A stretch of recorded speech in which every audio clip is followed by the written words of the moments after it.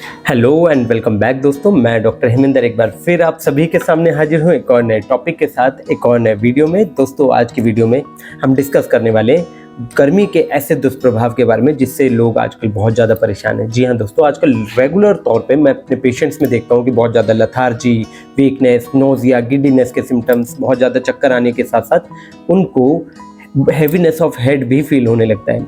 ये सारे ही सिम्टम्स इतने रेस्टलेस वाले होते हैं कि लोग इन सिम्टम्स के साथ बड़े ही अनकंफर्टेबल हो जाते हैं दोस्तों। तो आज के इस टॉपिक में हम डिस्कस कर रहे हैं लो बीपी को। जी हाँ, बीपी लोगों का जो ड्रॉप हो जाता है, ये ड्रॉप होने के कारणों में गर्मी का क्या असर है, वीडियो में आगे हम ये भी डिस्कस करेंगे और जानेंगे इसके 3 ऐसे मैनेजमेंट के बारे में जिसको इस्तेमाल करके आप अपनी कंडीशन को रीस्टोर भी कर सकते हैं और आगे आने वाली परेशानियों से भी बच सकते हैं।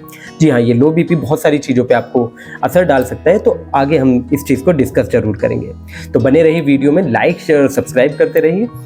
दोस्तों, लो बीपी होने के कारणों में गर्मी का क्या इफेक्ट है ये जानना बहुत जरूरी है। जी हाँ, जब भी टेम्परेचर राइज होता है और एटमॉस्फेरिक टेम्परेचर के साथ बॉडी बेसल टेम्परेचर जब शूट अप होता है, तो इस कंडीशन में हमारी वेसल्स डायलेट हो जाती हैं। जी हाँ, ये वेसो डायलेटेशन बहुत ही ईजिली आपके ब्लड प्रेशर को ड्रॉप डाउन कर देता है और जब भी ऐसा हो तो आपके सारे के सारे इलेक्ट्रोलाइट बैलेंसेस बिगड़ जाते हैं दोस्तों।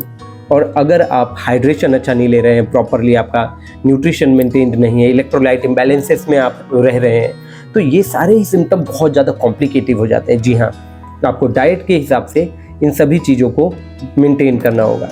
तो अगर इस तरह के सिम्टम्स आते हैं कि आपको बहुत ज़्यादा सुन्नपन से शुरुआत होती है, बहुत कन्फ्यूज़न और इरिटेबिलिटी, चिड़चिड़ापन के साथ सिम्टम्स बढ़ते चले जाते हैं और लेग क्रैम्प्स, पेट में दर्द, बीपी लो हो जाने के सिम्टम्स में सबसे मेन सिम्टम्स में काउंट होते हैं। जी हाँ, इसके बाद तो आपको पता ही है कि अगर सिम्टम्स कॉम्प्लिकेट हो तो आप अनकॉन्शियस भी हो सकते हैं। जी हाँ, ये सारे ही सिम्टम्स अगर लगातार आपको होते हैं तो इनके दुष्प्रभाव किडनी पे भी जरूर पड़ते हैं, तो इन सबसे बचना बहुत ज़रूरी है।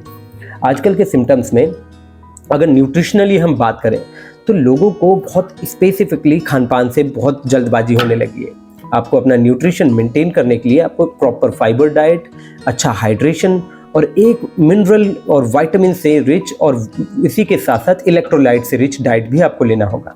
दोस्तों, इन प्रॉपर मैनेजमेंट्स के साथ अगर हम 3 चीज़ों के बारे में बात करें जो आपको बीपी लो होने की कंडीशन से इंस्टेंटली रीस्टोर कर पाएँ, तो सबसे पहली चीज़ हम यहाँ बात करेंगे इलेक्ट्रोलाइट डाइट के बारे में। दोस्तों, इलेक्ट्रोलाइट्स आपको संतरे में, मौसमी में, इसी के साथ साथ ग्रीन लीफी वेजिटेबल्स में और काले नमक के अलावा ये आपको नींबू पानी में भी भरपूर मात्रा में मिल पाएगा। जी हाँ, अगर आपको कभी भी ऐसा फील होता है कि आपका बहुत ज़्यादा बीपी ड्रॉप डाउन हो रहा है, तो इन चीज़ों का इस्तेमाल करके आप अपने आप में बहुत इजीली रेस्टोरेशन फील कर सकते हैं। मैंने अपनी नारियल पानी की वीडियो में भी डिस्कस किया था दोस्तों कि उसमें भी काफ़ी अच्छी मात्रा में इलेक्ट्रोलाइट्स का कंटेंट होता है, तो आप उसका भी इस्तेमाल जरूर कीजिए। और इसी के साथ साथ आपको प्रॉपर एक डाइट मेंटेन करना होगा। जी हाँ, कई बार मैं देखता हूँ कि जल्दबाजी में लोग खान पान सही से नहीं ले पाते। जी हाँ, सुबह उठे, जल्दबाजी में काम में लग गए, दोपहर तक उनका पेट खाली ही रह जाता है, लेकिन ऐसा होने से भी उनको बहुत ज़्यादा रेस्टोरेटिव इफेक्ट्स नहीं मिल पाते। जी हाँ, तो आपको एक प्रॉपर संतुलित आहार भी मेंटेन करना होगा। सुबह के लिए आपको एक हेल्दी डाइट मेंटेन करने में फाइबर की मात्रा अच्छी लेनी है और इसी के साथ साथ प्रोटीन और बाकी के विटामिन का रिच सोर्स मेंटेन करना होगा, तो इससे भी आपको काफ़ी अच्छा हेल्प मिलेगा लो बीपी से बचने में। इसके अलावा अगर तीसरी चीज़ के बारे में बात करें दोस्तों, तो आपको पानी की मात्रा भी बहुत भरपूर मात्रा में लेनी होगी। जी हाँ, वाटर एक ऐसा सोर्स है जो आपके बॉडी के टेम्परेचर को रेगुलेट करके आपकी वेसल्स को हेल्दी और स्ट्रेंथन रखने में काफ़ी ज़्यादा हेल्पफुल होता है। तो आपको पर डे एक प्रॉपर अमाउंट ऑफ वाटर आपके बॉडी वेट के अकॉर्डिंग जरूर लेनी होगी, तो इस चीज़ से आपको काफ़ी ज़्यादा हेल्प मिलेगी अपने आप को तरोताज़ा रख पाने में। मैंने अपनी वीडियो में भी डिस्कस किया है कि पानी की मात्रा किस तरह से लेनी है, या आप पिछली मेरी वीडियो से भी रेफरेंस ले सकते हैं दोस्तों, इन सभी मैनेजमेंट्स के बावजूद भी अगर आपको रेस्टोरेशन फील ना हो और आपकी रेस्टलेसनेस और लो बीपी की कंडीशन बढ़ती चली जाए, तो आप होम्योपैथिक मेडिसिन्स का भी इस्तेमाल करके इस कंडीशन को रिस्टोर कर सकते हैं और ये दोबारा परेशान भी नहीं करेगी। जी हाँ, चाहे वो हीट स्ट्रोक की प्रॉब्लम हो, चाहे वैसोडाइलेटेशन को रिस्टोर करने की कंडीशन, इसी के साथ साथ उसके कॉम्प्लिकेटिव सिम्टम्स को रिस्टोर करने में भी होम्योपैथी आपको काफ़ी ज़्यादा लाभकारी रहेगी। तो कुछ मेडिसिन जो मैं यहाँ आपको बताने जा रहा हूँ दोस्तों, उसमें से पहली मेडिसिन है सिंकोना 30 पोटेंसी में। जी हाँ, ये सिंकोना बॉडी में किसी भी तरह के फ्लूइड लॉस के बाद होने वाले रेस्टोरेशन के लिए काफ़ी ज़्यादा लाभकारी मेडिसिन है। वो चाहे बीमारी की वजह से हो, चाहे बॉडी में अनीमिया या फिर हाइड्रेशन के लॉसेस की वजह से हो, तो इन सभी चीज़ों में सिंकोना का काफ़ी ज़्यादा अच्छा लाभ देखा गया है।